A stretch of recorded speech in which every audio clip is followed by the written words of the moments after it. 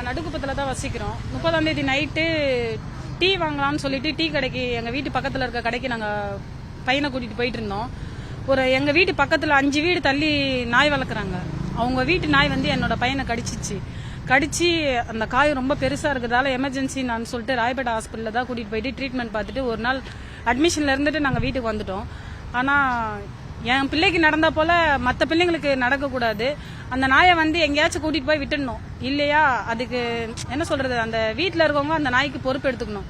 அது எதுவுமே பண்ணலை. அவங்க சைலண்டாக தான் இருக்காங்க. இப்போ நான் எதுக்கு இங்கே வந்திருக்கேன்னா, என் பிள்ளைக்கு கடிச்சா போல மற்ற பிள்ளைங்களை கடிக்கக்கூடாது, எந்த ஒரு ஆபத்தும் வரக்கூடாதுன்னு சொல்லிட்டு தான் நான் இவ்வளோ தூரம் வந்து பேசுகிறேனே. நீங்கள் தான் ஏதாச்சும் முடிவு எடுத்து நாய்ங்களுக்குன்னு ஏதாச்சும் ஒன்று பண்ணுங்க. இப்போ இந்த வெயில் சீசன்லாம் நாய்ங்க எல்லாருமே ரொம்ப வெறி பிடிச்சி, நாங்கள் ஹாஸ்பிட்டலில் இருக்கும்போதே நிறைய நாய்ங்க நாய் கடிச்சிச்சுன்னு சொல்லிட்டு தான் ஊசி போட வந்திருந்தாங்க. இப்போ இந்த வெயில் டைமில் நிறைய நாய்ங்க வெறி பிடிச்சி ரோட்லலாம் சுற்றிட்டு தண்ணி இல்லாமல், அதுங்களுக்கு இருக்க இடம் இல்லாமல், பசினால ரொம்ப தாக்கத்தில் அதிகமாக இருக்குது வெறியா.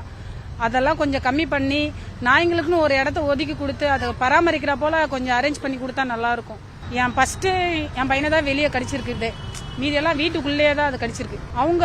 இன்ன வரைக்கும் அந்த நாய் எப்பவுமே அந்த நாய் வெளியே கொண்டு வர மாட்டாங்க. பாத்ரூம் மட்டும்தான் வெளியே கொண்டு வருவாங்க. அந்த நாய் எப்பவுமே உள்ள பூட்டி தான் இருக்கு. இப்போ கூட நீங்க உள்ள போனீங்கன்னா பூட்டி தான் இருக்கும். ஏன்னா அவங்க வேலைக்கு போயிடுவாங்க, பசங்க ஸ்கூல் போயிடுவாங்க. எப்பவுமே பூட்டினபடி தான் இருக்கும் வீட்டில் நாய். பாத்ரூம் மட்டும்தான் கூட்டின்னு வருவாங்க.